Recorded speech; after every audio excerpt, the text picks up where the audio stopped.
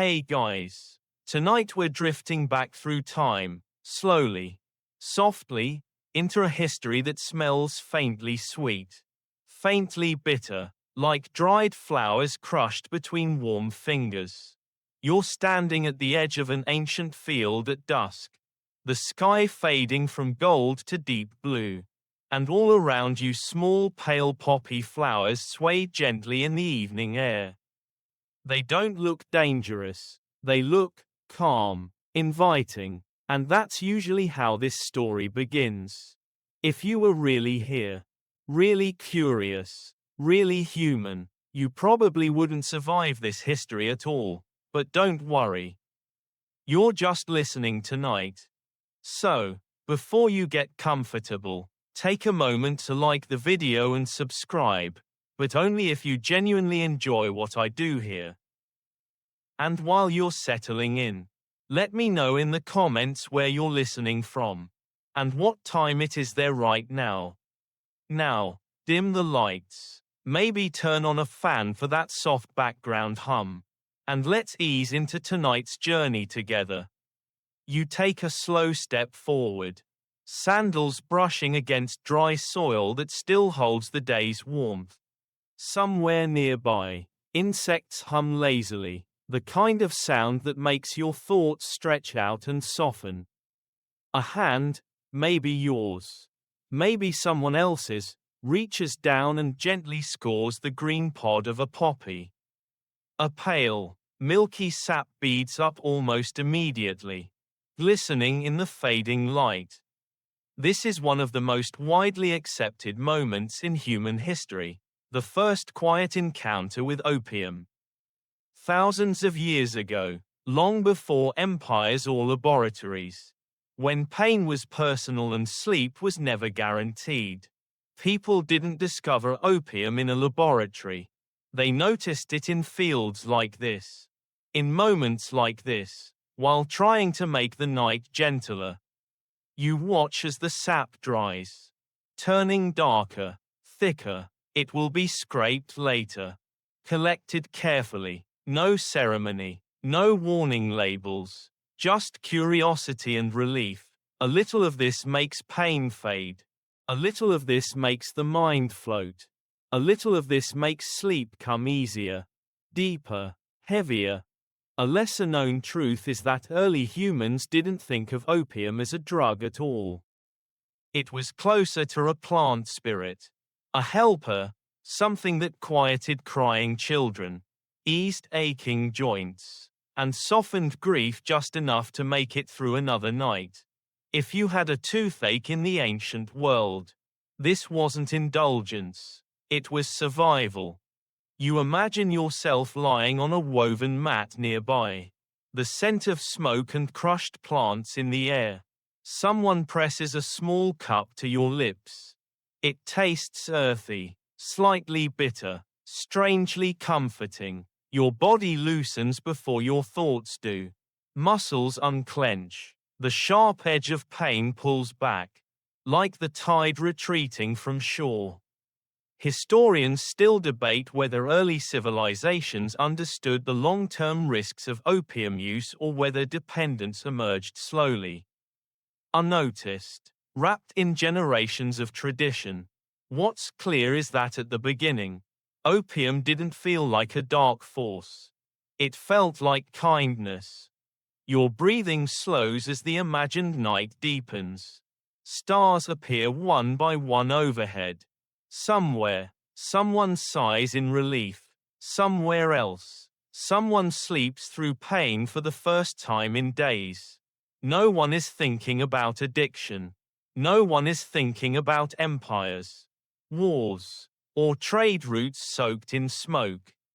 For now, opium is just a whisper, a promise that the night doesn't have to hurt so much. And as you let that ancient calm settle around you, one gentle thought drifts in before sleep pulls you deeper. Every dark history starts as a solution. Something meant to help you rest. Something that feels harmless. Right up until it isn't. The dream deepens before anyone names it. You wake slowly, not because the sun demands it, but because your body decides it has rested enough. The ache you carried yesterday, the one lodged behind your eyes, the one sitting in your joints like a quiet argument, has softened. Not vanished, just stepped back. It's there if you look for it, but it no longer insists on being heard. This is how opium earns trust. A well-known historical reality is that ancient civilizations quickly learned opium's value as a painkiller. In places like Mesopotamia and Egypt, it became part of early medical practice, passed from healer to healer, measured not in milligrams but in instinct and experience. Pain, after all, was one of the most immediate problems humans ever tried to solve. You walk through a settlement that feels half awake. Clay walls hold the cool of night. Someone groans softly as they stand, favoring an old injury. Someone else cradles a crying child whose distress has already begun to wear thin. There is no word yet for analgesic, but there is a solution, and it's kept close. A small pouch is opened. Dried resin is warmed gently, mixed into wine or water or honey. The smell is faint, almost pleasant. Nothing about it suggests danger. It suggests care. You watch a healer kneel beside an older man. Fingers careful, movements practiced. The mixture is offered slowly, respectfully. Within minutes, the lines in the man's face ease. His shoulders drop. The world becomes less sharp around the edges. A lesser-known detail from early records is that opium wasn't always used to erase pain completely. Often, it was used to distance people from it, enough relief to function. To sleep, to heal. Total numbness wasn't the goal. Manageable life was. You sit nearby, listening to the rhythm of breath change. The quiet satisfaction in the space feels earned. Pain reduced means work resumed, means survival extended, in a world without antibiotics, surgery, or reliable anesthesia. This plant feels like a miracle you're allowed to keep. Ancient texts would later describe opium with reverence. Some called it joy bringer. Others described it as a gift of the gods. But in this moment, it's simpler than that. It works. Historians still debate how quickly people recognized opium's emotional effects compared to its physical ones. Relief from pain often came bundled with relief from sorrow, fear, and exhaustion. The body relaxed, and the mind followed, grateful for the silence. You feel it now, the way thoughts stretch out. Less crowded, time slows slightly, conversations drift, even grief, ever present in ancient life, softens its grip. Loss doesn't disappear, but it stops shouting. It becomes tempting. Not in a dramatic way. Not as a craving, just as a preference. If this is an option, why not choose it again tomorrow? A well-known historical pattern emerges here. Though no one names it yet, remedies that soothe both body and mind tend to be used more often than strictly necessary. Not out of weakness, but because relief is persuasive, especially when life offers so little of it. You watch as the healer carefully seals the pouch, storing it away with other precious things. It's not freely given, it's respected, controlled, for now. A lesser-known truth is that early communities often limited opium use through ritual and authority. Only certain people prepared it. Only certain situations justified it.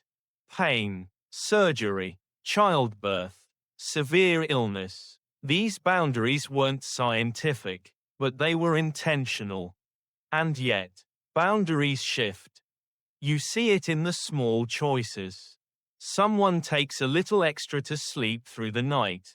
Someone uses it to calm nerves before a difficult journey. Someone discovers that sadness feels lighter under its influence and doesn't mention that part out loud. Historians still debate whether dependence existed in these early periods or whether it remained rare due to limited supply and social controls. What's clear is that opium's reputation grew long before its consequences did. Stories traveled faster than caution. As the day fades again, you find yourself lying back on warm stone, watching the sky change colors. The body remembers the relief from last night and relaxes more quickly this time, as if anticipating kindness. The poppies sway again in the distance, pale and unassuming. You realize something gently unsettling. Nothing about this feels wrong. Nothing about it feels reckless. It feels like care, like wisdom, like choosing rest in a world that rarely offers it. And that's the quiet danger historians still circle around, because when a substance solves multiple problems at once, it becomes harder to imagine living without it. As sleep drifts in once more, heavier and smoother than before, one calm thought settles into the dark. The most powerful drugs in history didn't begin as escapes. They began as answers. Answers to pain. Answers to fear. Answers to nights that were simply too long to endure without help. The authority figures arrive quietly. Not with banners or proclamations, but with questions. Careful ones. The kind asked by people who notice patterns and want to understand them before they get out of hand. You see them gathering near the edge of the settlement, physicians with ink-stained fingers, priests with calm eyes, elders whose authority comes from survival rather than theory. They've noticed the poppy too. A well-known historical reality is that as opium spread through early societies, it quickly attracted the attention of those responsible for both healing and meaning. Medicine and religion were not separate worlds yet. They overlapped, argued, borrowed from one another, and opium sat right in the middle, doing things neither side could fully explain. You listen as a physician speaks first. Voice steady, confident. He talks about dosage, about observation, about the difference between relief and excess. He believes opium is a tool, powerful, yes, but manageable with knowledge and restraint. Pain, he argues, is a physical condition. Opium addresses it. Simple. The priest answers more slowly. He talks about dreams, about visions, about the way opium loosens the boundary between waking and sleeping, between the world of the body and the world of the spirit. He doesn't deny its usefulness, but he worries about where the mind goes when it drifts too far. Too often, not all silence, he suggests gently, is safe. A lesser-known detail from early records is that some temples controlled opium distribution just as tightly as physicians did. In certain regions, it was used only during rituals, funerals, or extreme illness, moments where altered consciousness was already expected, even welcomed. Outside those moments, its use raised quiet concern. You feel the tension in the air, not hostility, but caution. This isn't a fight about morality yet. It's a discussion about balance. How much relief is appropriate? When does comfort become indulgence?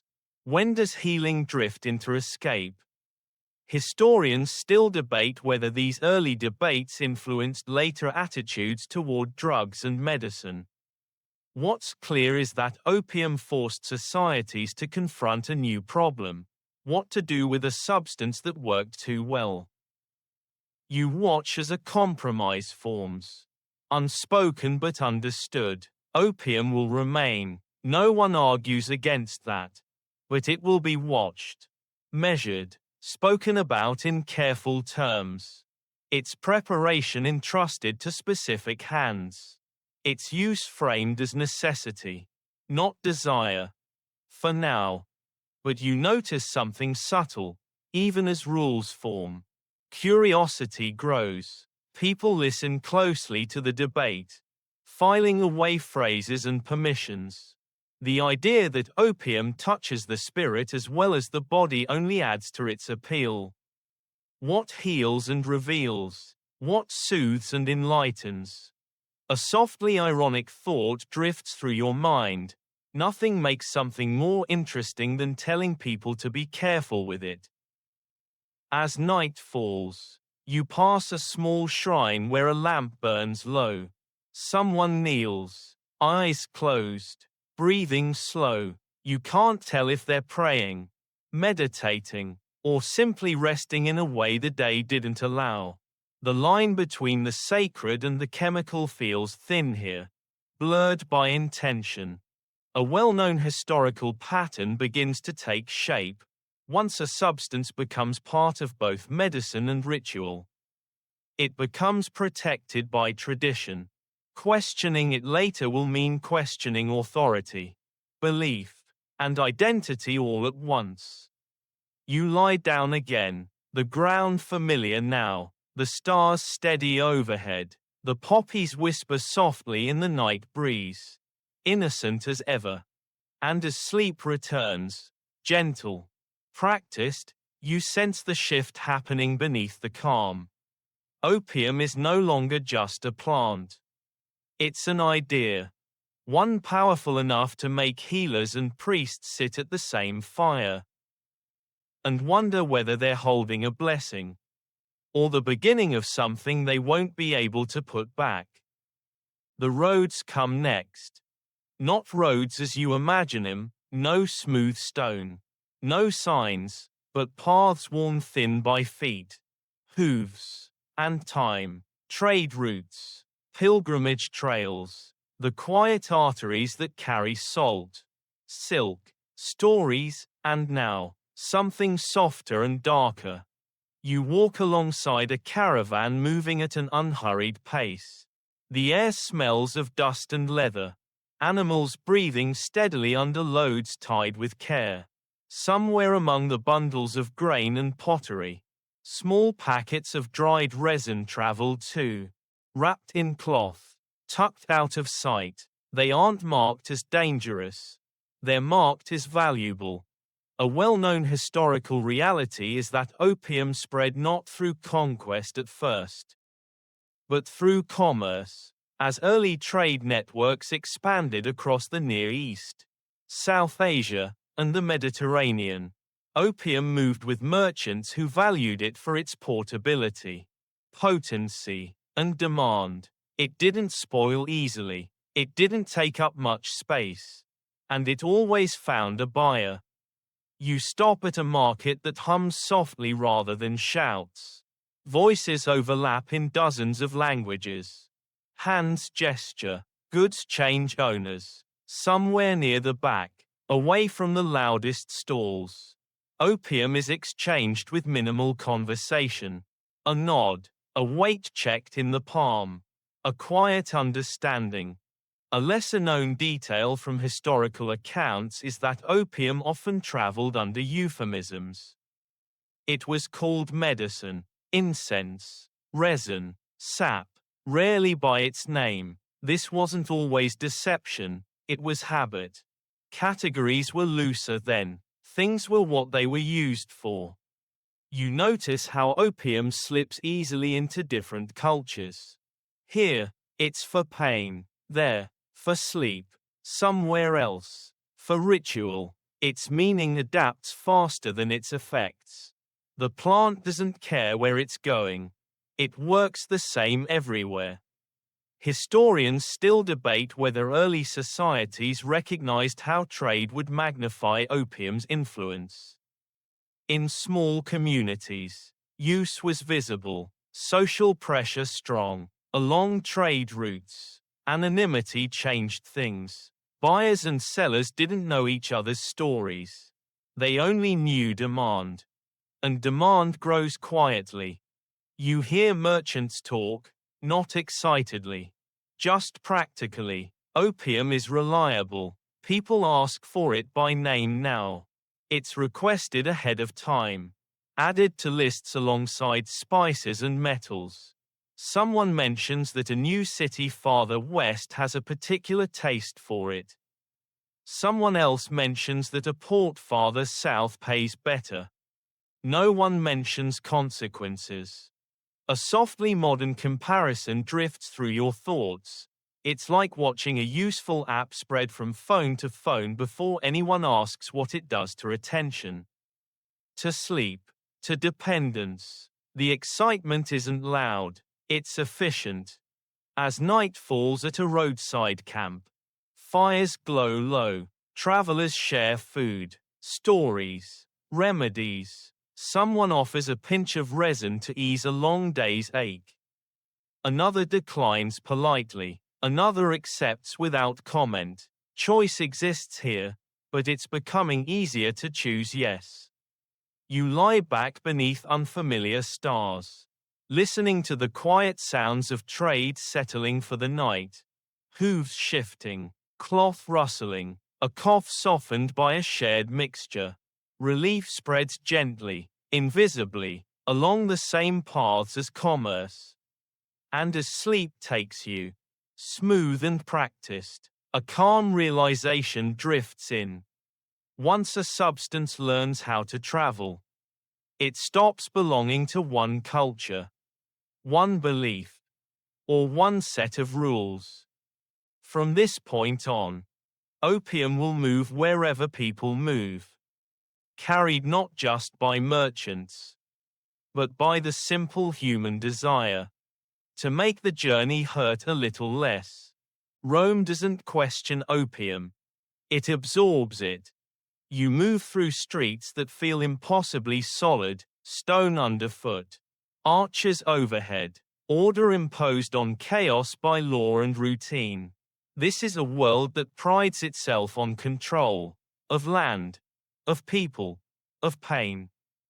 And opium fits neatly into that ambition. A well-known historical reality is that the Roman Empire adopted opium as part of everyday medicine.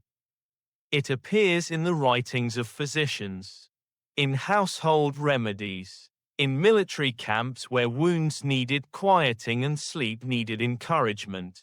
Rome didn't see opium as mysterious or sacred. It saw it as practical. You pass a physician's shop where jars line the walls, each labeled in neat script.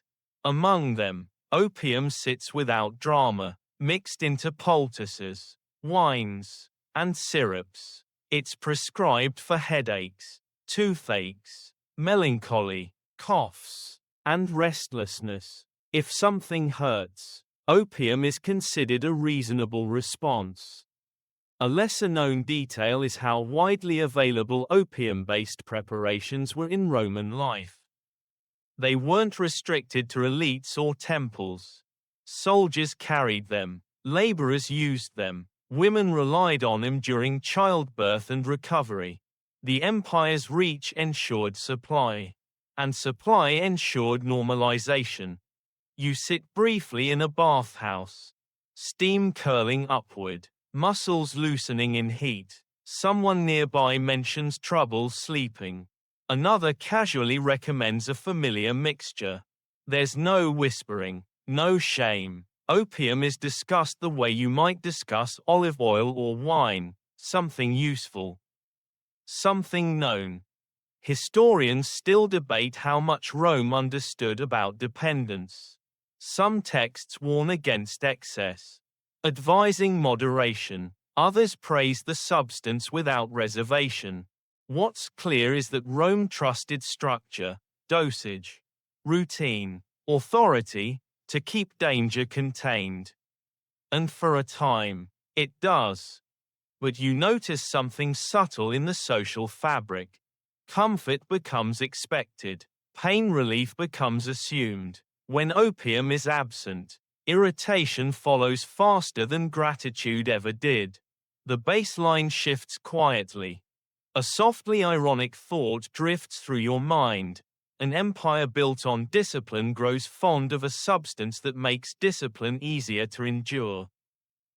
As night settles over the city, lamps flicker to life. Somewhere, a patient sleeps through pain they once endured awake. Somewhere else, someone takes a little more than prescribed. Not to heal, but to smooth the day's edges. No alarms sound. Rome continues. And as you drift toward sleep with the city humming around you, one calm realization settles in. When a society masters distribution and control, it often believes it has mastered consequence too. But comfort has a way of expanding. Quietly. Until even an empire forgets what life felt like without it. The knowledge survives the fall. Empires fade. Borders shift. Cities quiet. But opium doesn't disappear with Rome. It waits. It moves. It changes hands. When you open your eyes again, you're no longer among marble columns and bathhouses, but in a world where learning is being carefully gathered, translated, preserved. You step into the Islamic Golden Age, where scholarship hums softly behind thick walls and shaded courtyards. Ink stains fingers. Lamps burn late. Here, knowledge is not inherited blindly. It's examined, catalogued, argued over, and opium, once again, is invited into the conversation. A well-known historical reality is that physicians in the medieval Islamic world made enormous contributions to medicine, including pharmacology. Thinkers like Avicenna described opium in medical texts with careful attention to dosage, effect, and risk. It was no longer just tradition, it was studied. You sit quietly as a physician grinds dried resin with other ingredients, measuring with practiced precision. Opium is prescribed for severe pain, for insomnia, for diarrhea, for conditions that exhaust the body beyond recovery without help. It's not casual here, it's deliberate. A lesser-known detail is that some medical texts of this era explicitly warned about overuse. Too much opium, they noted, could dull the mind, weaken the body, and create reliance. These weren't moral judgments, they were observations. Early harm reduction, written in careful script. You notice the difference in tone. Opium isn't celebrated. It isn't demonized. It's respected, slightly feared, treated like fire, useful when controlled, dangerous when not. Physicians debate it openly, adjusting formulas, sharing case notes. This is one of the first times opium is discussed with something approaching modern caution. Historians still debate how effective these warnings were in practice. Texts show awareness, but daily life often bends theory. People still seek relief, pain still persuades, and not everyone reads medical treatises before reaching for comfort. In the evenings, you walk through streets scented with spices and smoke. Somewhere, someone uses opium recreationally, quietly, outside the physician's guidance. Not enough to cause alarm. Enough to notice. The gap between medical knowledge and human behavior opens just a little wider. A softly modern comparison slips into your thoughts. It's like knowing the side effects of a medication and taking it anyway. Telling yourself you'll be careful. Knowledge doesn't eliminate temptation, it just gives it context.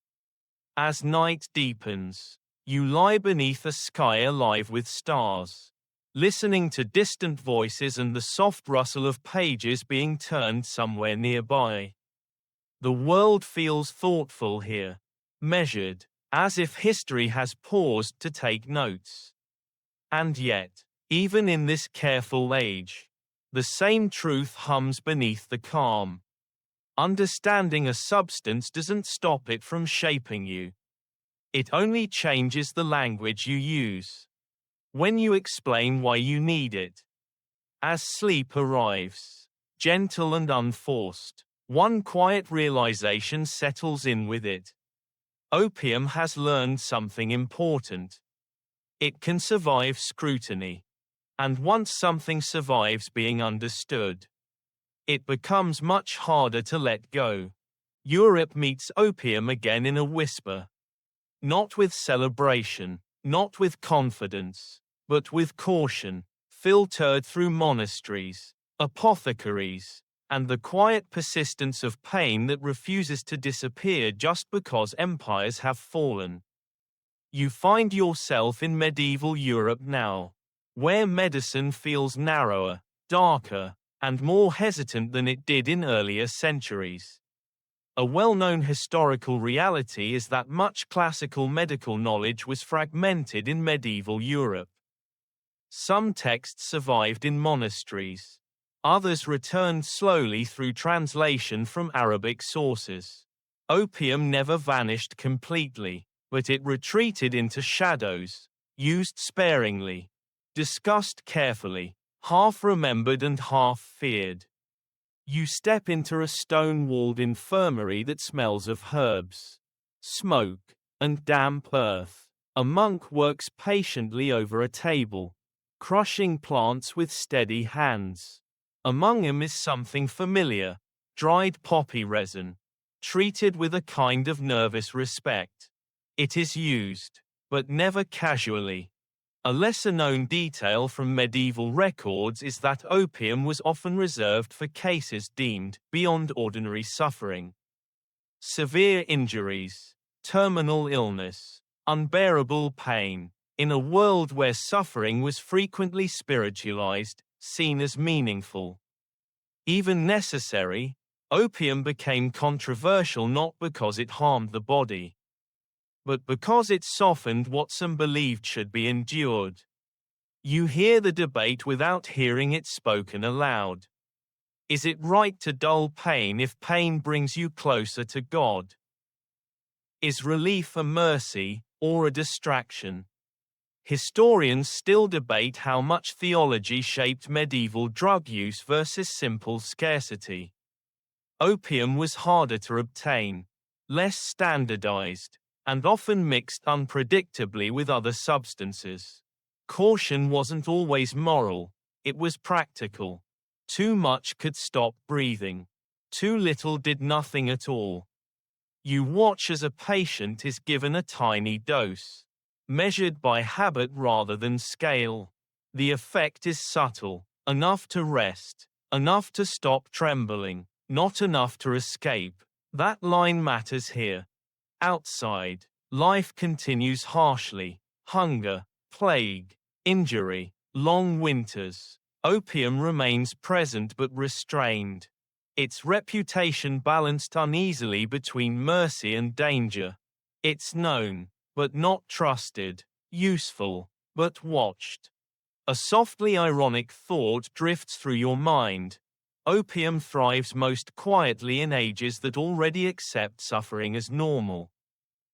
As night falls and candles are extinguished one by one, you lie down in a narrow bed, listening to the wind press against stone walls. Sleep comes thinly, lightly, helped by remedies that promise just enough rest to face tomorrow. And as your thoughts blur into darkness, one calm realization settles in. When relief becomes controversial, it doesn't disappear. It just learns how to hide. Waiting patiently for a world that will welcome it openly again. The bottle changes everything. Not all at once, not loudly. It arrives quietly, tucked into glass and cork, carried into homes the way any respectable medicine would be. You find yourself in the early modern world now, where kitchens double as pharmacies and illness is managed with whatever sits closest to the fire. This is where laudanum enters the room. A well-known historical reality is that laudanum, opium dissolved in alcohol, became one of the most popular medicines in Europe from the 16th century onward. It was easy to make, easy to store, and easy to dose. Most importantly, it was easy to sell. Doctors prescribed it, apothecaries bottled it, families kept it on shelves like vinegar or oil. You watch a small glass bottle change hands. It's labeled neatly. It smells sharp and sweet. A few drops are enough. They say, for pain, for sleep, for cough, for anxiety, for women's troubles, for children who won't stop crying. The instructions are reassuringly vague.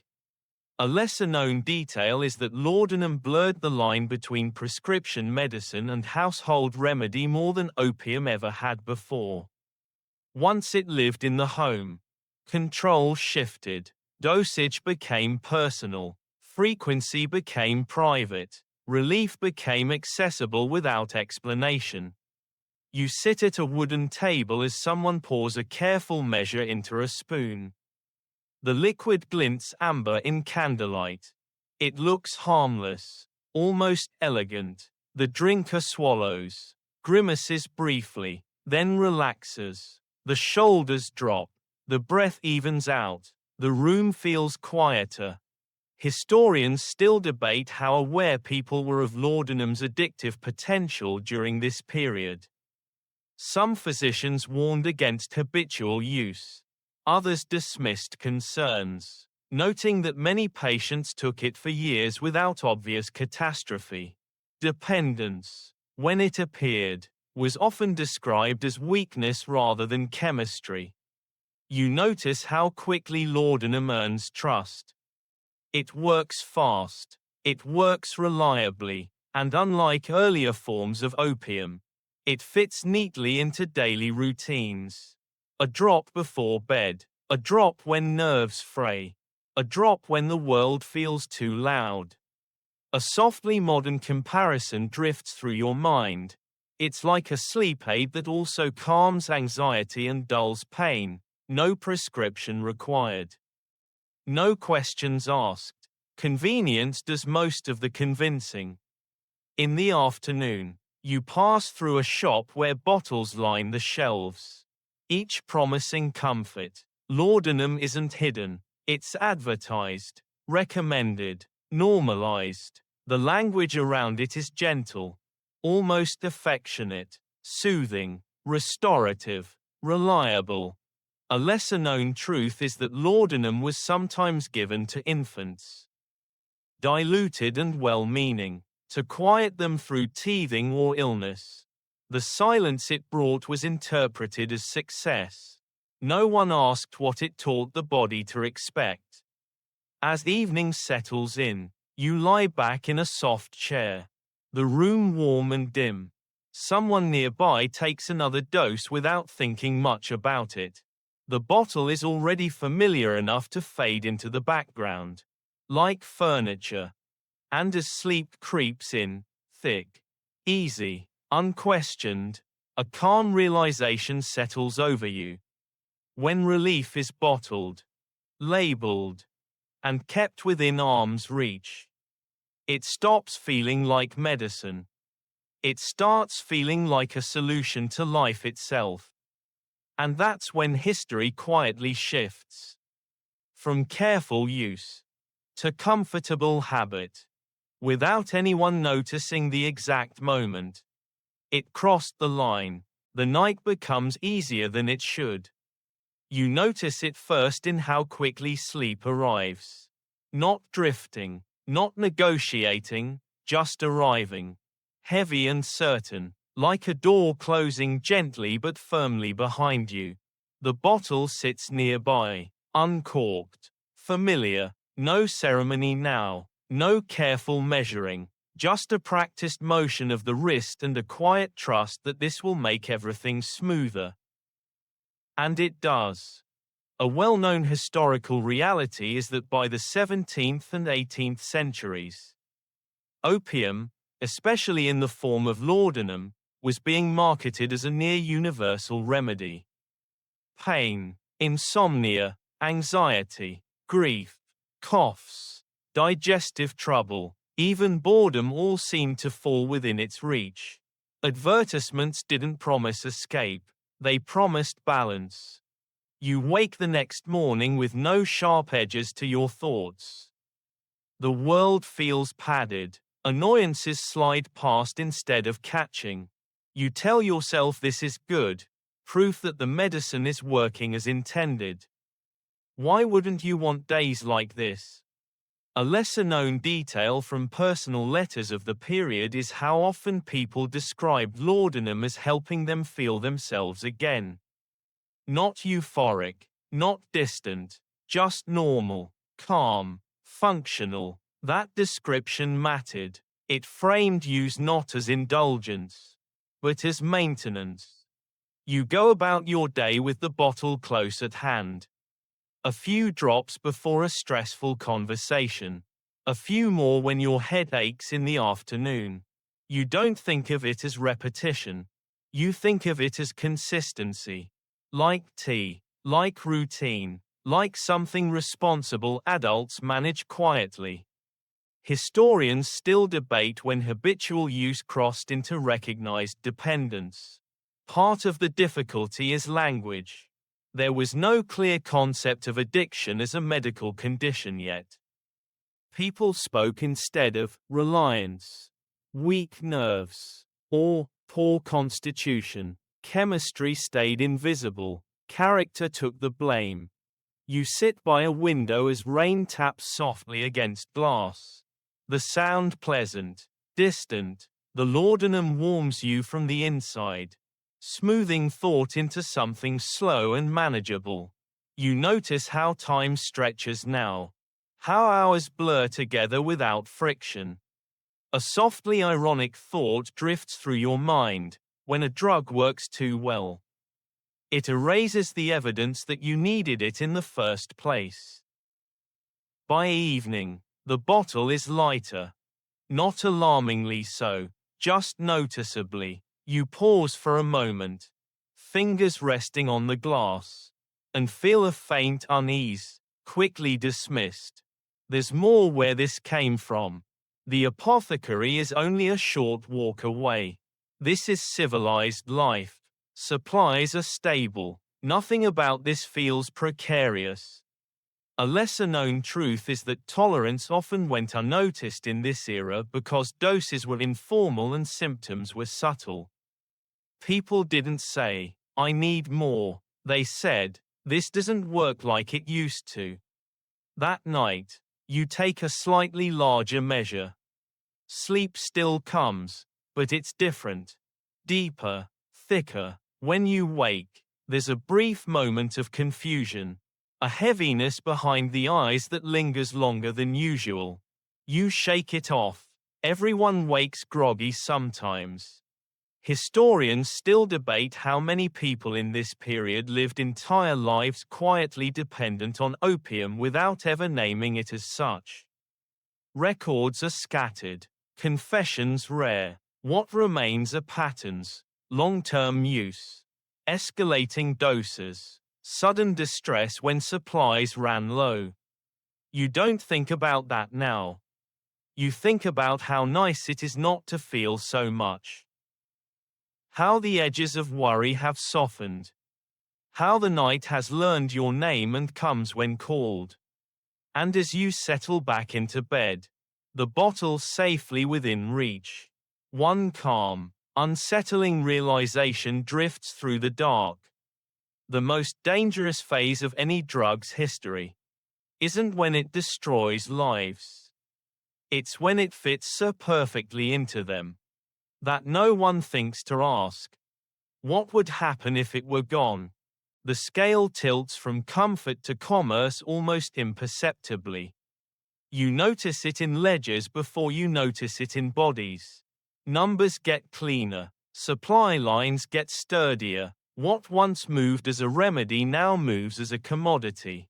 Measured by weight, taxed by ports, insured by firms that prefer predictability over mercy.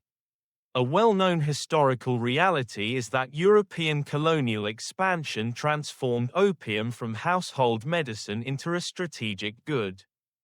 As empires stretched outward, they learned which products traveled well, sold reliably, and kept demand steady. Opium checked every box. It didn't rot. It didn't complain. It paid on time. You stand on a dock where crates are being loaded with methodical care. The smell of tar and salt hangs in the air. Labels are stamped. Manifests signed. Opium is listed among spices and textiles. Not as a curiosity, but as a line item with expectations attached. A lesser-known detail is how deliberately cultivation expanded under colonial systems. Poppies were encouraged where soil and climate cooperated, sometimes replacing food crops. Farmers were nudged, taxed, or pressured into compliance. The plant thrived. So did the paperwork. You overhear a conversation between traders. It's calm, professional. They discuss routes, margins, risk. One mentions medical demand, as if it explains everything. Another notes how predictable the market has become. No one mentions sleep, or pain, or grief. Historians still debate when profit eclipsed care as the primary driver of opium's spread. Some argue it happened gradually, without a single decision point. Others point to specific policies that treated human relief as collateral damage. Either way, the result looks the same from where you're standing. You walk inland and find fields arranged with geometric precision. Rows of poppies ripple in the breeze. Beautiful and unsettling. This isn't a garden, it's infrastructure. The harvest is timed, guarded, recorded. The sap is collected efficiently. Dried, packed. Hands move quickly. Faces stay neutral. A softly modern comparison drifts through your mind. It's like watching a helpful tool become a platform once it scales. It stops caring who it serves, as long as it serves many. At a counting house, coins change hands, ledgers close. Someone remarks that demand in distant markets remains strong. Another notes that regulations are uneven, which is said with a thin smile. Uneven rules mean opportunity. A lesser-known truth is that as opium became a colonial staple, moral language thinned. Debates about relief and restraint faded, replaced by talk of balance sheets and stability. When suffering becomes abstract, it's easier to call it acceptable. Night falls over the port. Lamps flicker. Ships creak. Somewhere, a laborer takes a dose to sleep through aches earned moving someone else's fortune. Somewhere else, a clerk drinks a measured amount to quiet nerves sharpened by counting. The system feeds on both. And as you drift toward sleep with the sound of water against hulls, one steady realization settles in. Once a substance proves it can travel profitably, it stops being judged by what it does to people, and starts being judged by what it does for markets. From here on, opium won't just follow human need. It will follow money. And money rarely falls asleep. The fields feel quieter than they should. You're standing among rows of poppies again. But this time there's no dusk poetry to them. No ancient curiosity. The plants are taller now. Denser. Their pale petals trembling under a sun that feels less forgiving. This isn't discovery. This is production. A well-known historical reality is that colonial administrations, particularly in South Asia, systematized opium cultivation on a massive scale. Poppy farming was no longer a local choice or cultural tradition. It became a requirement, enforced through taxes, contracts, and debt. Farmers didn't grow opium because they wanted to. They grew it because the system made every other option impossible. You walk along an irrigation channel that diverts water away from food crops toward poppy fields. The soil is fertile, capable of feeding families, but grain doesn't pay the tax collector the way resin does. The math has already been done, and it wasn't done in this village. A lesser-known detail from historical accounts is how often poppy farmers were paid in advances they could never quite repay. Seeds, tools, land access, all came with strings attached. When harvests fell short, debts carried over. Opium locked people into cycles that felt permanent, quiet, and exhausting. You watch a farmer score the pods with practiced movements. Careful not to cut too deep. The sap beads up, white against green, catching the light. It's the same motion you saw thousands of years ago, but the meaning has changed completely. This isn't relief. This is obligation. Historians still debate whether colonial officials fully understood the human cost of forced poppy cultivation or whether they chose not to look too closely. Reports were written, complaints were filed, but revenue flowed steadily upward, and that steadiness mattered more than discomfort far below. In the distance, a child watches the work silently. There's no sense of novelty here. No wonder, just routine, the kind of routine that teaches you not to expect alternatives. A softly unsettling comparison drifts through your mind. It's like growing a crop you're not allowed to eat. On land that used to feed you. For a product you'll never afford. At collection time, inspectors arrive. Resin is weighed, quality assessed. Payments adjusted downward for reasons that feel technical but inevitable. The numbers never quite work in the farmer's favor. They rarely were meant to. As evening settles, the fields glow faintly, rows stretching farther than the eye wants to follow. Somewhere, this harvest will quiet pain. Somewhere else, it will fuel dependence. Here, it just keeps people trapped in place. You lie down nearby, the scent of poppies heavy in the cooling air.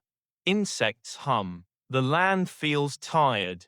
And as sleep begins to take hold, one calm, heavy realization settles in. When a drug becomes an empire's solution, someone else pays for it long before the user ever does. Not in addiction. Not in scandal, but in quiet seasons of work that never quite lead anywhere else. The addiction doesn't need encouragement. It arrives naturally, like a habit learning how to breathe on its own. You feel it in the background of the empire now, not as chaos, not as collapse, but as something smoother and more manageable than unrest. Opium doesn't make people riot. It makes them quiet, and quiet, to an empire, looks a lot like stability. A well-known historical reality is that colonial powers quickly noticed how widespread opium use dulled resistance. Not always intentionally, not always through conspiracy, but through convenience. A population preoccupied with sedation is slower to organize. Slower to protest, slower to imagine alternatives. You walk through a port city where smoke drifts lazily from upper rooms. Inside, men recline on low couches, pipes glowing faintly, faces slack with a peace that looks earned and borrowed at the same time. Outside, commerce continues uninterrupted. Goods move, orders are filled. The system hums. A lesser-known detail from contemporary observers is that many officials described opium use as a social lubricant.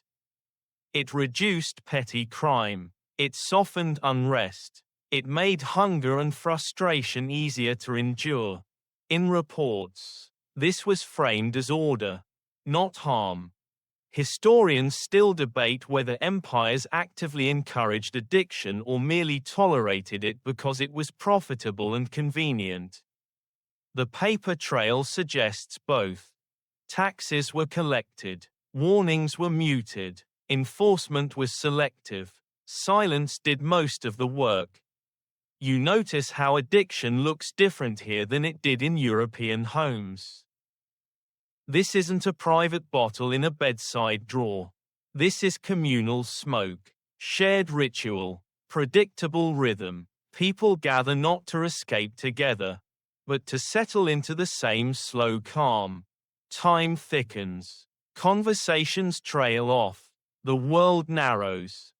A softly modern comparison drifts through your mind. It's like a society scrolling endlessly, soothed and distracted, while decisions are made elsewhere. You sit near the doorway of a smoking room and watch people enter tired and leave softer. No one stumbles. No one screams. This isn't ruin. It's erosion. Gradual, acceptable, almost polite. A lesser-known truth is that many users were fully aware they were dependent, and didn't care. Opium didn't promise a better future. It made the present bearable. In a world that offered little control, that trade felt fair. As night deepens, lantern light flickers across streets where life moves more slowly than it used to. The smoke rises. The empire sleeps easier for it. And as you let your own breathing slow, a steady realization settles in. Addiction doesn't always announce itself as collapse. Sometimes, it arrives as cooperation, as quiet, as a shared agreement to feel less, while someone else decides what comes next. China doesn't notice the change at first. Not because it's blind, but because it's busy. Life moves with its own deep rhythm here, shaped by centuries of bureaucracy, ritual, family obligation, and endurance. Opium arrives quietly, slipping into ports and marketplaces already thick with goods from elsewhere. At first, it looks like just another foreign indulgence. A well-known historical reality is that opium entered China gradually. Initially used in limited medicinal and recreational contexts. It wasn't immediately widespread. It didn't begin as a national crisis. It began as a habit at the edges, among traders, sailors, officials with access to imported luxuries. You walk through a coastal city where junks rock gently at anchor. Tea is traded by the chest. Silk is folded and inspected. Somewhere behind a curtained doorway, a pipe is prepared with care. The ritual is slow, deliberate, almost elegant. This isn't desperation, it's refinement. A lesser-known detail from early Qing-era accounts is that opium smoking was originally mixed with tobacco. Not used alone, this diluted its effects and slowed dependence. For a time, it was considered a fashionable vice. Not a dangerous one, something controlled. Social, optional. You sit quietly in a room scented with smoke and polished wood. A man inhales, exhales, and smiles faintly. He talks about poetry, about politics, about how the world feels easier to contemplate when the noise dims. No one here looks ruined. Everyone looks composed. Historians still debate how quickly concern spread among Chinese officials. Some recognized the danger early, warning that opium weakened both body and will. Others dismissed those fears as moral panic or foreign exaggeration. After all, China had absorbed many outside influences before. But something shifts as supply increases. The opium grows stronger, more abundant, cheaper. Pipes are no longer reserved for the elite. They appear in shops, in back rooms, in places where long hours and low control make numbness appealing. The ritual remains graceful, but the context changes. You walk farther inland now, away from the ports, and notice how often smoke curls from unexpected places. The practice has traveled faster than the warnings. Dependence doesn't look dramatic here either. It looks like absence, people missing from work, from family gatherings, from ambition. A softly unsettling comparison drifts through your thoughts. It's like watching a system optimized for stability slowly accept something that erodes it from the inside. Because the erosion feels calm. At court, debates begin in hushed tones. Reports mention declining productivity, weakened soldiers, families selling heirlooms to support habits. The word opium appears more often now, no longer paired with curiosity, but with concern. And as night settles over tiled roofs and lantern-lit streets, you feel the tension building, not explosive, not yet, but undeniable. China is waking up to the realization that this isn't just a trade good. It's a force. And as you drift towards sleep, one steady thought settles in. The most dangerous addictions are the ones that arrive politely, integrate smoothly, and only reveal their cost after they've learned how to belong. Time melts differently inside the room. You notice it the moment you sit down.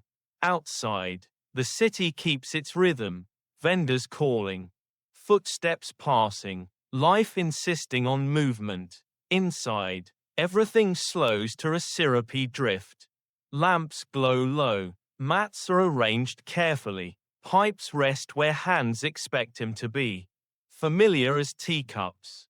This is the opium den, not a den of chaos, but of quiet agreement.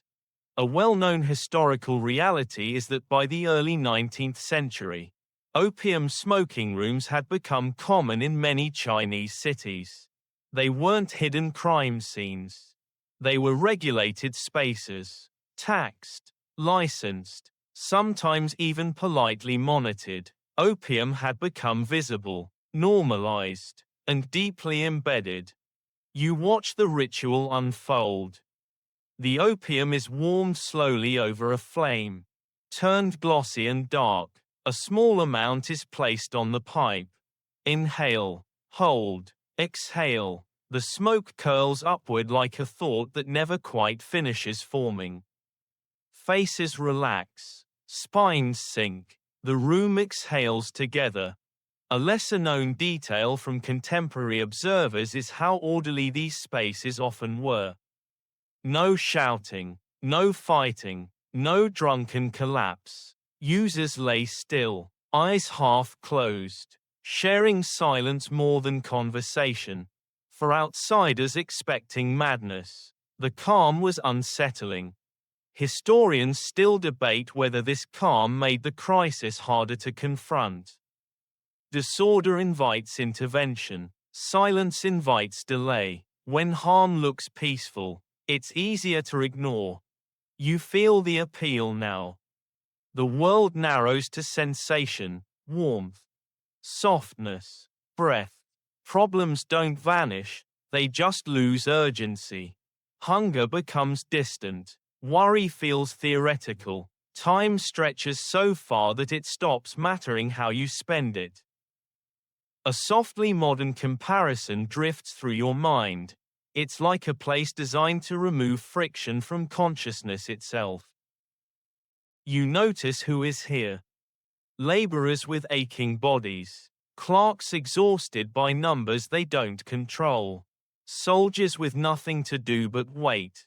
Even scholars, drawn by the promise of clarity or escape. Opium doesn't discriminate, it adapts. A lesser-known truth is that many users entered these rooms intending moderation. One pipe, just to rest, just to think, just to sleep. The environment makes that intention feel reasonable, comfortable, repeatable. Outside, officials argue policy. Inside, people drift. As night deepens, the room fills and empties in slow cycles. Some users stay for hours. Some return daily. No one marks time here. That's part of the service. And as you recline among them, listening to breath and the soft crackle of lamps, one calm realization settles in. When a substance creates a space where nothing is demanded of you. No productivity. No resistance. No decision. It becomes more than a drug. It becomes a refuge. And history has learned, again and again, that refuge is built on forgetting. Very hard to leave. The war doesn't begin with cannons. It begins with paperwork. You feel it first in the tightening of language, edicts drafted, petitions circulated, warnings repeated until they lose their softness. The calm you felt in the smoking rooms has reached the ears of officials now. Reframed not as tranquility but as threat. Order, after all, depends on alertness. A society that drifts cannot stand watch. A well-known historical reality is that the Qing government attempted to suppress opium through bans and enforcement long before open conflict erupted. Officials confiscated pipes, closed dens, punished sellers. The intention was clear: halt the bleed before it reached the heart. You stand at a customs post where chests are opened and inspected. The resin is found, seized, destroyed. Smoke rises, not the gentle curl of leisure, but the acrid plume of authority. People watch in silence, some relieved, some afraid, some calculating what comes next. A lesser-known detail from this period is how uneven enforcement was. In some regions, bans were strict. In others, they were performative. Local officials weighed duty against bribery, stability against unrest. The law existed. Its reach varied. Historians still debate whether prohibition could ever have succeeded at this stage. By the time the crackdowns intensified, opium was already woven into economies and habits. Removing it meant destabilizing trade, livelihoods, and the fragile calm it had created.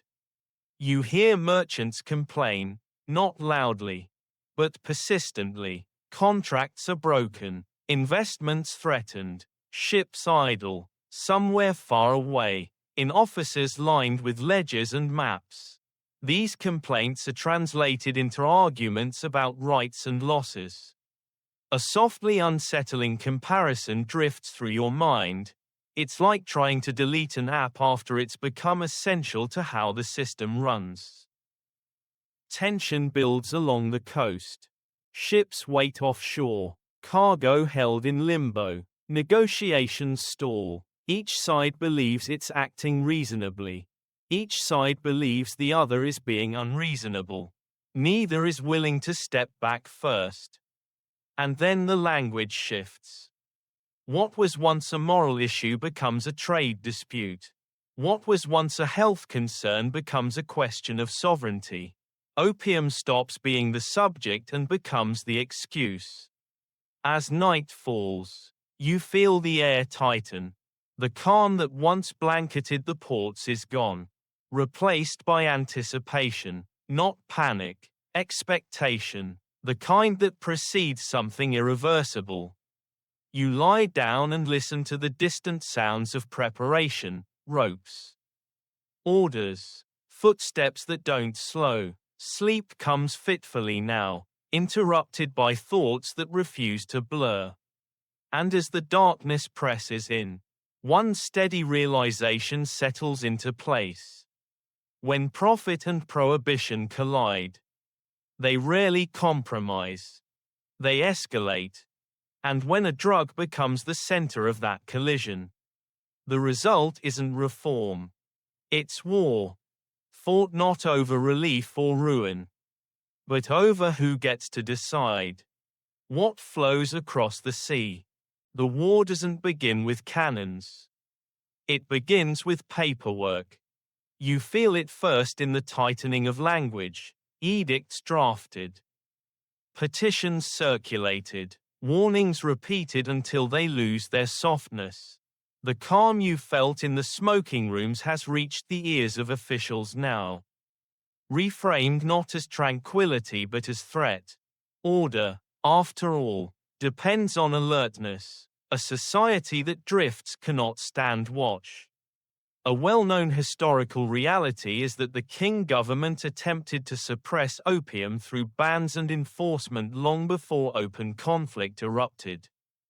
Officials confiscated pipes, closed dens, punished sellers. The intention was clear: halt the bleed before it reached the heart. You stand at a customs post where chests are opened and inspected. The resin is found, seized, destroyed. Smoke rises, not the gentle curl of leisure, but the acrid plume of authority. People watch in silence, some relieved, some afraid, some calculating what comes next. A lesser-known detail from this period is how uneven enforcement was. In some regions, bans were strict. In others, they were performative. Local officials weighed duty against bribery, stability against unrest. The law existed. Its reach varied. Historians still debate whether prohibition could ever have succeeded at this stage. By the time the crackdowns intensified, opium was already woven into economies and habits. Removing it meant destabilizing trade, livelihoods, and the fragile calm it had created. You hear merchants complain, not loudly, but persistently. Contracts are broken, investments threatened, ships idle, somewhere far away, in offices lined with ledgers and maps. These complaints are translated into arguments about rights and losses. A softly unsettling comparison drifts through your mind. It's like trying to delete an app after it's become essential to how the system runs. Tension builds along the coast. Ships wait offshore, cargo held in limbo, negotiations stall. Each side believes it's acting reasonably. Each side believes the other is being unreasonable. Neither is willing to step back first. And then the language shifts. What was once a moral issue becomes a trade dispute. What was once a health concern becomes a question of sovereignty. Opium stops being the subject and becomes the excuse. As night falls, you feel the air tighten. The calm that once blanketed the ports is gone, replaced by anticipation, not panic, expectation, the kind that precedes something irreversible. You lie down and listen to the distant sounds of preparation, ropes, orders, footsteps that don't slow. Sleep comes fitfully now, interrupted by thoughts that refuse to blur. And as the darkness presses in, one steady realization settles into place. When profit and prohibition collide, they rarely compromise. They escalate. And when a drug becomes the center of that collision, the result isn't reform. It's war. Fought not over relief or ruin, but over who gets to decide what flows across the sea. The contradiction becomes official policy. You feel it most clearly when you step back across the sea. into drawing rooms and pharmacies that smell faintly of polish and propriety. Here, the conversation about opium changes tone. Not content, tone. Words soften, edges round off. The same substance that forced open ports abroad is discussed at home with raised eyebrows and lowered voices. A well-known historical reality is that Victorian Britain condemned opium publicly while profiting from it privately. Reformers wrote pamphlets warning of moral decay. Clergy preached restraint. Newspapers published cautionary tales. And at the same time, opium revenue quietly stabilized budgets and satisfied shareholders. You sit in a parlor where laudanum is poured with care. The bottle is familiar, respectable. It sits beside tea and biscuits, as if it belongs there. No one mentions China. No one mentions ships or treaties. This is medicine. This is civilized. A lesser-known detail from the era is how class shaped perception. Opium use among the poor was framed as vice. Among the middle and upper classes, it was framed as sensitivity, nervous conditions, artistic temperaments, delicate constitutions, same chemistry, different story. Historians still debate whether this double standard was conscious hypocrisy or cultural blindness. It's likely both. Distance makes contradictions easier to hold. When suffering happens elsewhere, it feels theoretical. You walk past a pharmacy window advertising soothing syrups and cough mixtures. Children tug at their parents' sleeves. Labels promise calm, rest, relief. Ingredients are printed in small script. If at all, opium hides in plain sight, respectable enough to be ignored. A softly ironic thought drifts through your mind. Nothing normalizes a substance faster than condemning it in others. At a dinner party, someone jokes lightly about taking a drop too many to sleep through the night. Laughter follows. No one calls it dependence. No one questions the habit. The room feels safe, insulated by geography and narrative. Meanwhile, reports from abroad grow harder to dismiss. Addiction rates rise. Social structures strain. The same drug praised at home is described as corrosive elsewhere. The difference isn't pharmacology, it's proximity.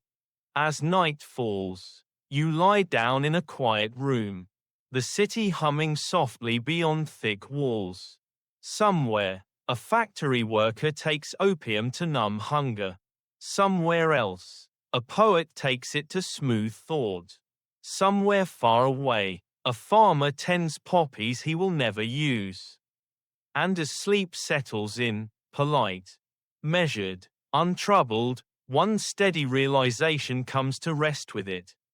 A society can hold two truths at once. That a drug is dangerous. And that it is profitable. As long as the danger doesn't sleep in its own bed. That balance won't last forever. But for now, it feels comfortable enough to keep pretending. The artists arrive without meaning to. They don't come looking for danger. They come looking for quiet, an edge softened, a thought extended, a feeling given room to stretch. Opium meets them there, not as a monster, but as a collaborator that never interrupts. You sit in a dim room where papers are scattered across a desk. Ink dries slowly. A window stands open just enough to let the city breathe in and out. Someone nearby takes a careful dose. Not to escape the world, but to make it feel more readable. Words seem to arrange themselves more patiently. Colors feel deeper. Time loosens its grip. A well-known historical reality is that writers, poets, and artists in the 18th and 19th centuries often used opium, especially laudanum, seeking relief from pain, illness, or sleeplessness, and sometimes chasing the altered perceptions that followed. The drug's role in creativity became romanticized, framed as a doorway to insight rather than a dependency. A lesser-known detail from personal journals is how often these artists described frustration alongside inspiration. Ideas felt vivid but slippery. Focus drifted. Productivity came in waves, intense, then absent. The drug didn't create talent. It rearranged attention, sometimes helpfully, sometimes not. You watch as someone rereads a paragraph they wrote last night. It feels brilliant in memory.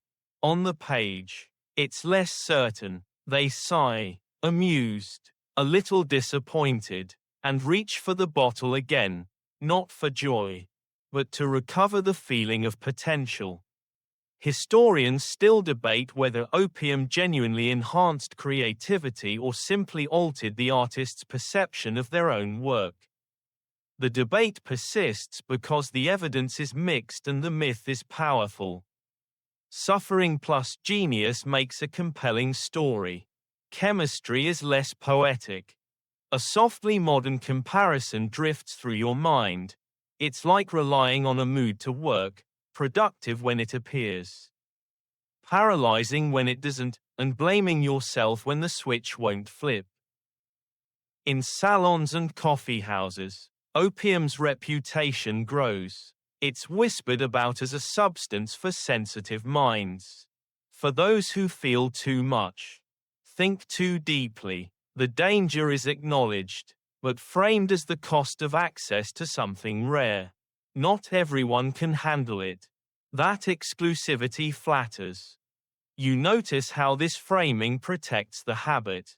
If use is framed as artistic temperament, stopping can feel like betraying your identity.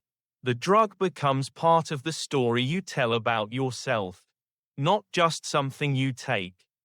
As night settles, the room grows quiet again. The artist lies back, eyes closed, thoughts drifting through images that feel important, even if they won't remember them clearly by morning. Sleep arrives unevenly, sometimes deep, sometimes restless. And as you drift with them, one calm realization settles in. When a drug becomes part of how people explain their gifts, it stops being questioned. It becomes defended. Not because it's harmless, but because letting it go feels like losing access to who you believe you are.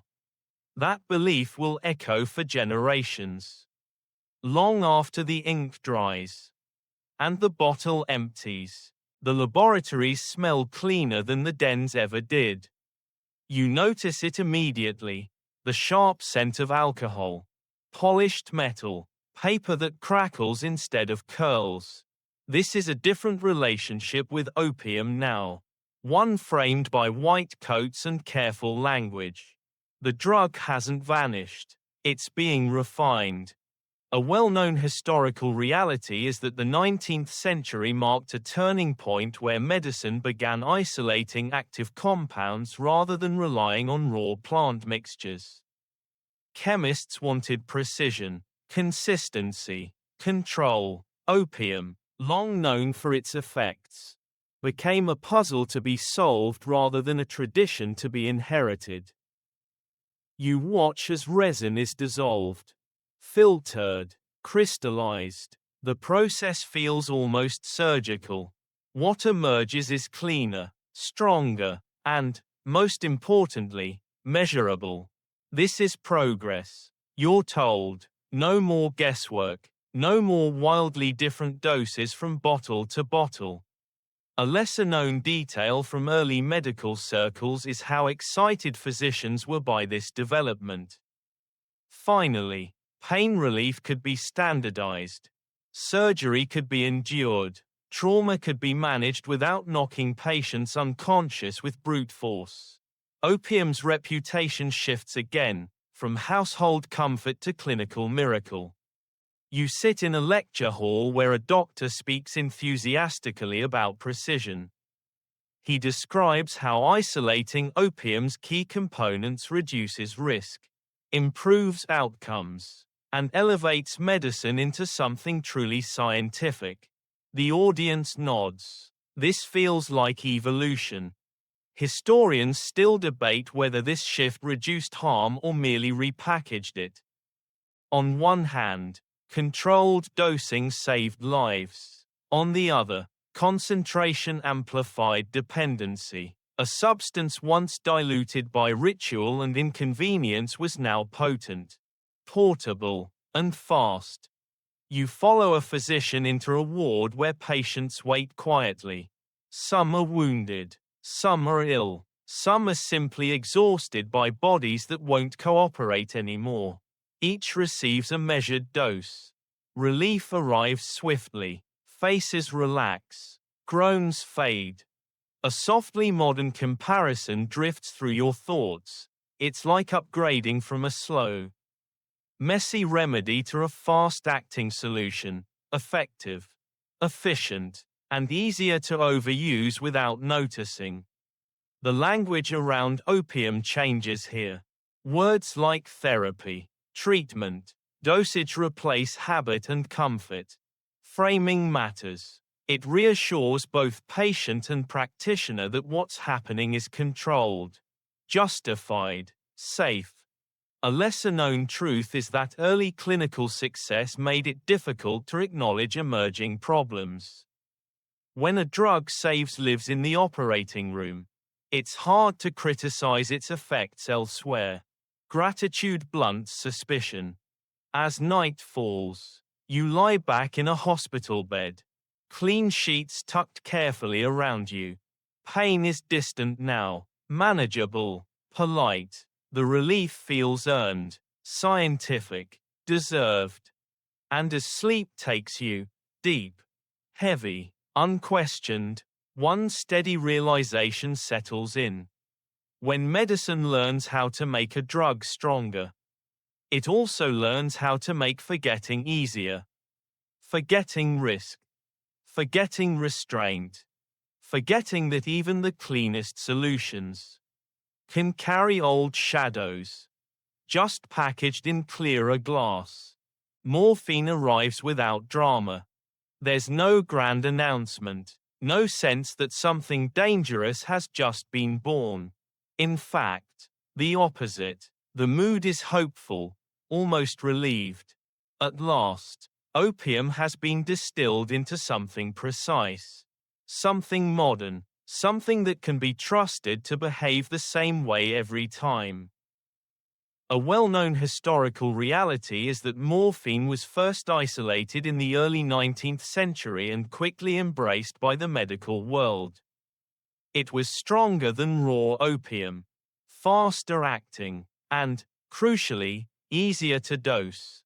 Doctors believed they had finally separated relief from excess. You sit quietly as a physician prepares a syringe, the glass catching the light. The motion is practiced, professional. This isn't indulgence. This is treatment. Pain is identified, addressed, reduced. The effect is almost immediate. Muscles loosen. Breathing slows. The body gives up its fight. A lesser-known detail is how morphine was initially praised as a way to avoid addiction. Because it could be measured and administered medically, many believed it would prevent the messy dependence seen with laudanum and opium smoking. The logic felt sound. Control equals safety. Historians still debate how quickly that confidence unraveled. Early on, morphine was considered a gift, especially for chronic pain sufferers and those with incurable conditions. For many, it truly was. Life became livable again. Nights became quiet. Days stopped screaming. You notice how quickly morphine integrates into care. It's used after surgeries, during childbirth, for injuries that would otherwise break a person's will. It's carried in medical kits. stocked in hospitals, trusted without hesitation. Relief becomes expected, not exceptional. A softly unsettling comparison drifts through your mind. It's like discovering a mute button for pain and deciding to keep it permanently pressed. Then comes the needle. The hypodermic syringe changes everything again, not by making morphine stronger, but by making it faster. There's no waiting, no ritual, no bitter taste, just a brief prick and a wave of calm that arrives almost before you finish exhaling. A lesser-known truth is that this speed made dependence harder to see coming. When relief is immediate, the brain learns quickly, faster than intention, faster than caution. Patients didn't crave euphoria, they craved the certainty that pain would stop now. You lie back and stare at the ceiling, the world settling into a distant hum. The relief feels clean, medical, justified. You tell yourself you'll only need this for a while. Until healing, until strength returns. Historians still debate how many early cases of morphine addiction were misdiagnosed as weakness, hysteria, or moral failure. The drug was new. The language to describe its grip wasn't ready yet. As evening settles in, you overhear a nurse mention a patient who's become difficult when doses are delayed. The word hangs there, unexplored. No one connects it to chemistry. Not yet. And as sleep pulls you under, deep and sudden, one quiet realization settles in. Morphine didn't replace opium. It perfected it. By making relief faster, cleaner, and quieter. It also made the habit harder to question. And far easier to carry. Into the modern world, war accelerates everything. You feel it the moment the pace changes, decisions made faster. Risks accepted more easily, consequences postponed. In wartime, pain is no longer an exception. It's the background, and morphine, already trusted, becomes essential. A well-known historical reality is that morphine use expanded dramatically during 19th and early 20th century wars. Battlefields produced injuries that medicine could finally address quickly, and morphine traveled with soldiers in standardized kits. It was efficient. It was merciful. It worked when nothing else could. You move through a field hospital where the air smells of metal and antiseptic. Groans rise and fall like weather. Medics work with quiet urgency. Hands steady despite exhaustion. When morphine is administered, the change is immediate. Panic eases. Bodies relax. Screams soften into breath. A lesser-known detail is how often morphine was given not just for pain, but for shock, calming the body, slowing the heart, stabilizing the wounded. In that moment, the drug doesn't just ease suffering, it saves lives. No one questions it. There isn't time. You watch a soldier grip a medic's sleeve, eyes wide, then soften as the dose takes effect. Relief floods in before fear can finish forming. The battlefield recedes. For a moment, there is only warmth and distance. Historians still debate how many wartime addictions began this way, without desire, without choice, without even awareness. Soldiers didn't ask for euphoria. They asked for the pain to stop. Morphine answered faster than anything in history ever had. You notice how routine it becomes. A dose after surgery, a dose before transport, a dose to get through the night. The needle is familiar now. Expected. Its presence signals care. Absence feels alarming. A softly unsettling comparison drifts through your mind. It's like teaching the nervous system that relief always arrives from outside. And arrives immediately. When the war ends, the habit doesn't. Some soldiers return home carrying injuries that never healed cleanly. Others carry memories that won't quiet on their own. Morphine follows them, prescribed generously, compassionately. Pain is real. Trauma is real. The solution remains the same. A lesser-known truth is that many early post-war addiction cases were labeled soldier's disease, treated as an unfortunate but understandable byproduct of service. The blame stayed with circumstance, not substance. That framing delayed reckoning. You sit beside a veteran staring out a window, bottle or syringe close at hand. The war is over. The nights are not. When the dose wears off, something inside tightens. Not fear exactly, anticipation. The body remembers how silence feels. Historians still debate whether medical culture could have acted differently. Could caution have existed alongside urgency? Could long-term dependence have been addressed without abandoning immediate relief? The questions linger because the answers were never tested in calm conditions. As the lights dim and the ward quiets, you feel the weight of it settle in. War taught medicine how to rely on opioids. Peace inherited the habit.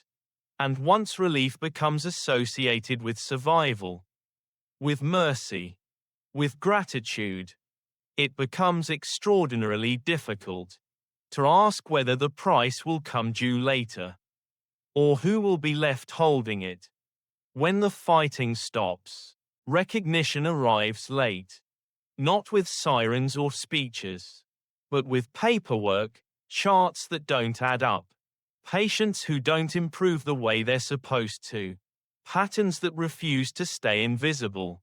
You feel the shift in tone first. Conversations soften, confidence thins. The word addiction begins to surface. Cautiously, like a diagnosis everyone hoped they wouldn't have to name. A well-known historical reality is that by the late 19th and early 20th centuries, physicians and policymakers began acknowledging opioid dependence as a widespread problem rather than an individual failing. The evidence was too consistent to ignore. Patients weren't just seeking relief. Their bodies were demanding continuity. You sit in a consultation room where a doctor speaks more slowly than before. He asks questions about dosage, frequency, mood. The language has changed. Relief is no longer the only metric. Now there's concern about tolerance, withdrawal, behavior. The solution has become the subject. A lesser-known detail from early medical discussions is how reluctant many professionals were to accept chemical dependence as distinct from moral weakness. It wasn't denial so much as uncertainty. Medicine had learned how to stop pain, but not yet how to explain why stopping the drug felt worse than the pain itself. Historians still debate when addiction truly entered medical understanding as a condition rather than a character flaw. Some point to case studies and journals. Others to the slow change in how doctors spoke to patients, less judgment, more observation. The shift wasn't sudden, it was uncomfortable. You notice how society reacts. There's sympathy, but it's conditional. Help, but with rules attached. Patients are advised to taper, to exercise willpower, to trust that discipline will carry them through. The advice is well-meaning. It's also incomplete. The body has learned something new, and it doesn't listen to encouragement. A softly modern comparison drifts through your mind. It's like discovering that a tool you rely on rewired the house while you weren't looking. You watch as clinics begin tracking cases, as reformers call for education rather than punishment. Language evolves. Terms like habit forming appear on labels. Warnings are printed, Small at first, then bolder. The system is trying to catch up to the chemistry. A lesser-known truth is that many early patients recognized their dependence long before society did. They felt it when doses were late, when sleep refused to come, when relief turned into restlessness. Their experience preceded the vocabulary.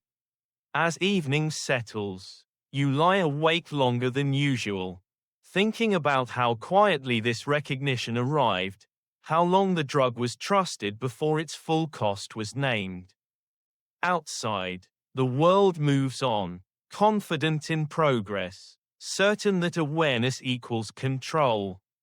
And as your thoughts slow, one steady realization settles in.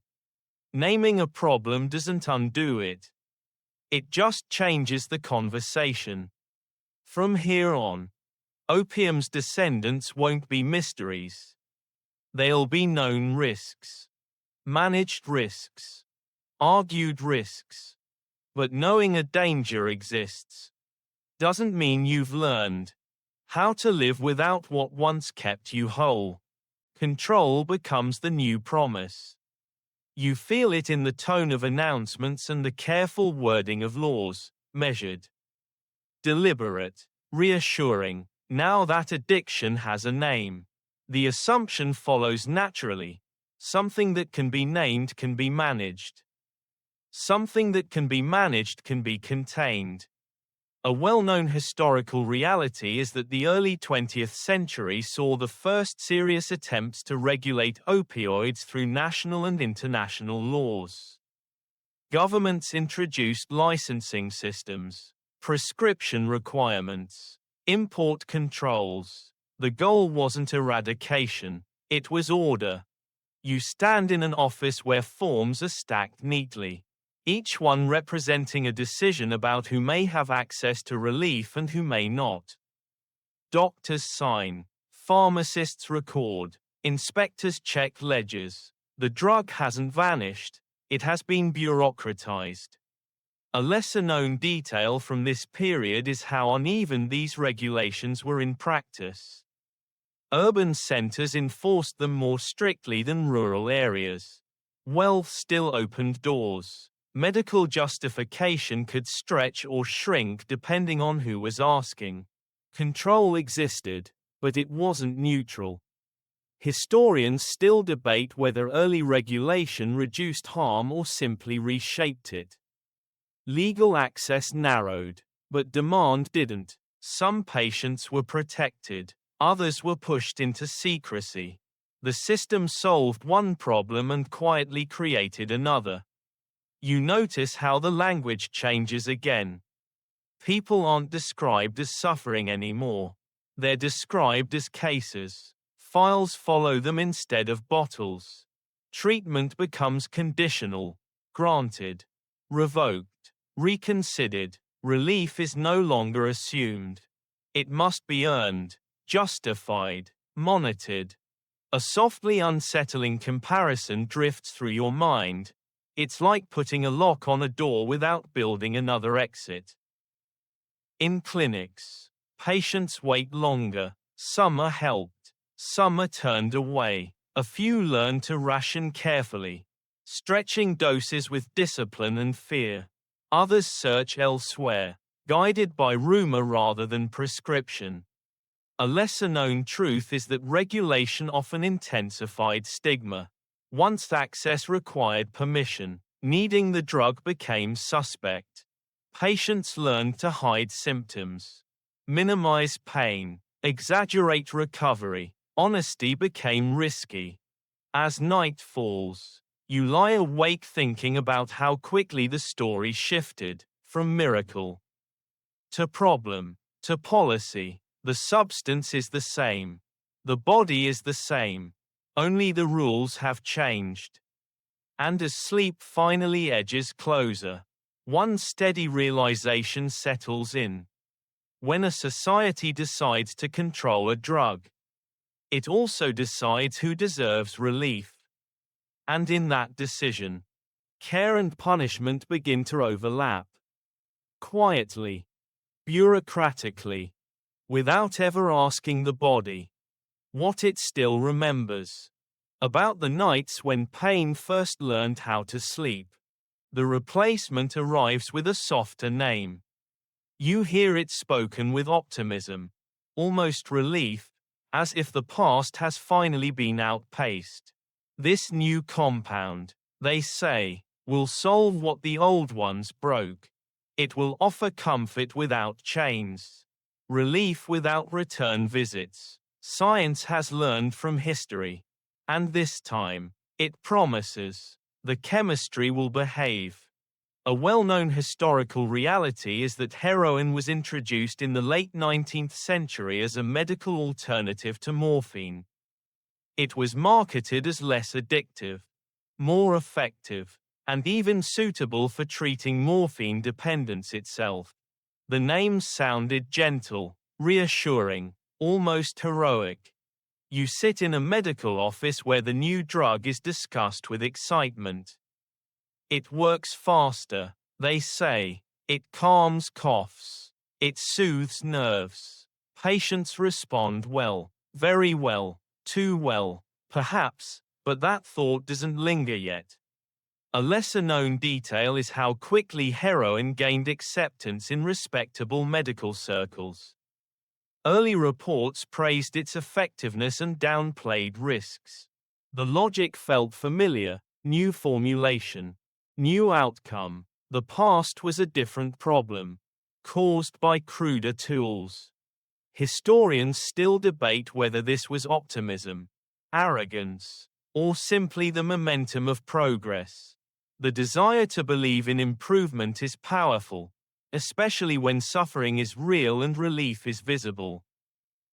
You watch a patient take the new medicine and relax almost immediately.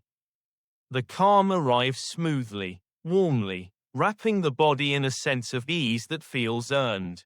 The mind follows, quiet and compliant. It looks like success. A softly unsettling comparison drifts through your thoughts.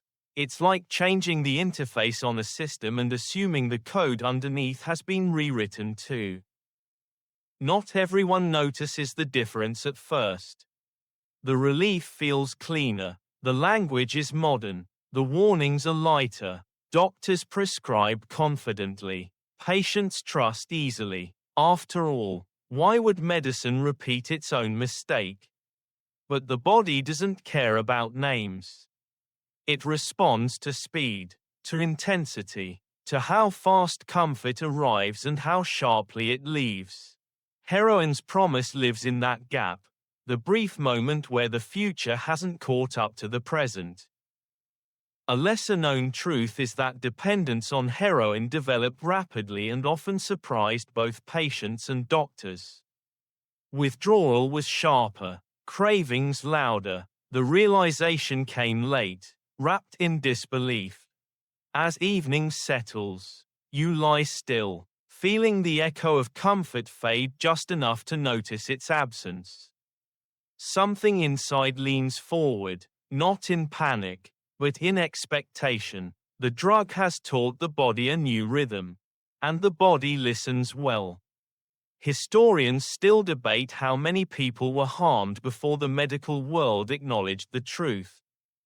The timeline blurs, responsibility diffuses. The pattern, however, is unmistakable.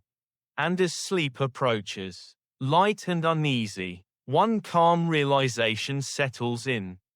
The most convincing lie in medical history wasn't that a drug had no risks.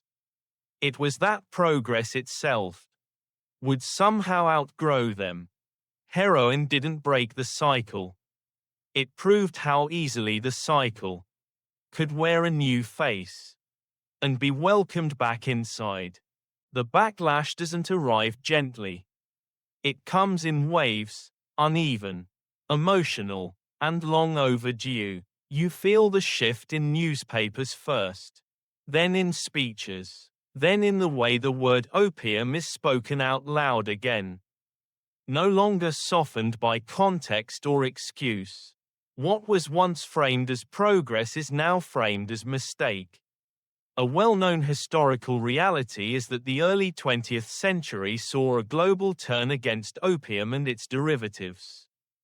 Nations that had once profited from the trade began distancing themselves from it, publicly condemning the very systems they had built. Conferences were held, agreements drafted, the tone was corrective, almost apologetic. You sit in the back of a hall where delegates argue late into the night. They speak about public health, morality, international responsibility. The language feels sincere, but also careful. No one wants to linger too long on who benefited most before the consequences became impossible to ignore.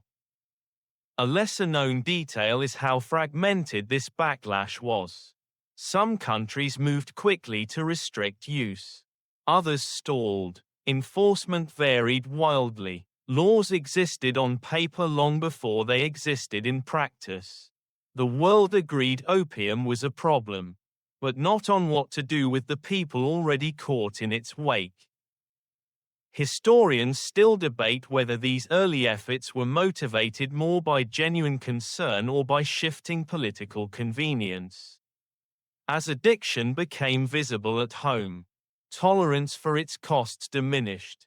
Distance no longer protected conscience.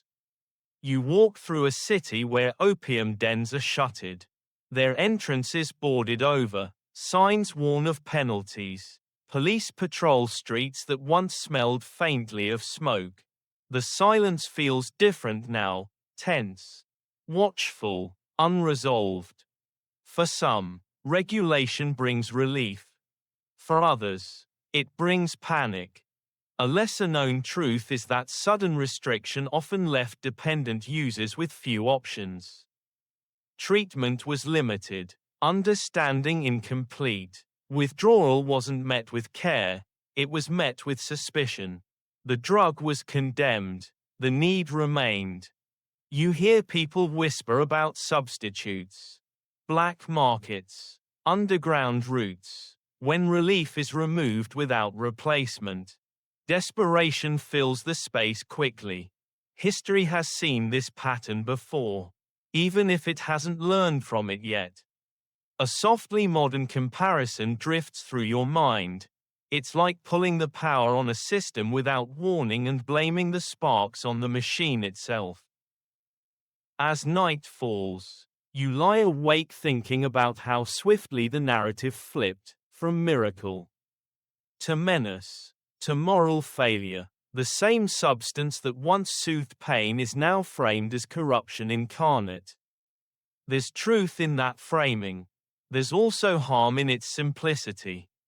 And as sleep finally edges in, uneasy and light, one steady realization settles in. Condemning a drug doesn't heal the damage it already did. It just changes who is blamed for it. From here on, opium's story won't be told by traders or doctors, but by laws, by prisons, by silences where care should have been, and by people left awake in the dark, still needing relief, with nowhere left to find it. The shadow doesn't lift when the laws are passed. It stretches. You feel it as the story moves into the modern world, not with a clean break from the past, but with echoes that refuse to fade. Opium is no longer the centerpiece of polite conversation, but its descendants are everywhere, threaded through medicine cabinets, hospital wards, and quiet emergencies that don't make headlines until they have to. A well-known historical reality is that the legacy of opium carried directly into modern opioid use. Morphine never left medicine. New synthetic versions followed. Each arrived with careful language, revised guidelines, and the same old hope. This time, we'll manage it better. You sit in a bright, sterile room that smells faintly of disinfectant. A doctor speaks kindly, confidently, explaining pain pathways and treatment plans. The words are modern, The reassurance is familiar, relief is promised, not recklessly, but responsibly. A lesser-known detail is how often these modern systems relied on the same assumptions as before, that training, regulation, and good intentions would be enough to keep chemistry in check. The belief wasn't naive, it was inherited. Historians still debate how much of today's opioid crises are failures of policy versus failures of memory. The patterns were documented, the warnings existed, but each generation believed its version was different, cleaner, smarter, more controlled. You notice how the conversation has shifted again. Pain is now framed as something no one should have to endure. And in many ways, that's progress. Suffering for its own sake is no longer virtuous. But the solution remains pharmacological first, contextual second. Relief is immediate, understanding lags. A softly unsettling comparison drifts through your mind.